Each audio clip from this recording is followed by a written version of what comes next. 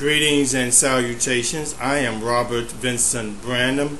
I am Chairman of the Education Committee of the DC Federation of Civic Associations, Vice President of the Ward 5 Education Council, and a certified DCPS substitute teacher. I am also a retired military veteran. After 1 year under their control, District of Columbia Mayor Adrian Fenty and DCPS Chancellor Rhee have reported major public education success without any substantive evidence to back up their claim. In the years since the mayoral takeover of DCPS and the arrival of Chancellor Rhee, there have been great opportunities for the Chancellor to bring together different interests to achieve what is best in public education for the children of Washington. Sadly, the Chancellor has squandered her first year at the helm.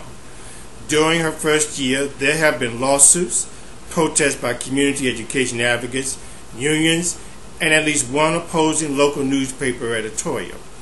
Rather than to seek a consensus of teachers, staff, students, and the public to develop a public education blueprint for positive change, the Chancellor chose secrecy in developing her education plans and divisiveness in her relations with teachers, parents, and the public.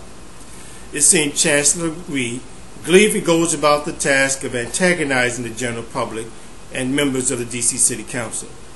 The manner by which Chancellor Rhee proposed DCPS personnel changes, the process to close 23 schools, firing of district central staff employees and principals and teachers, and resistance to public disclosure of her DCPS budget does not demonstrate positive leadership, transparency, or willingness to involve the public.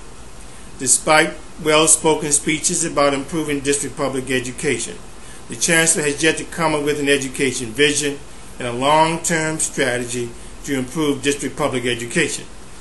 Her response to a recommendation from the Government Accountability Office to develop a long-term district public education strategy and to include the public is to state neither is necessary.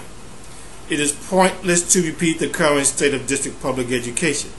The need to restructure and to consolidate DCPS educational resources is obvious and clear.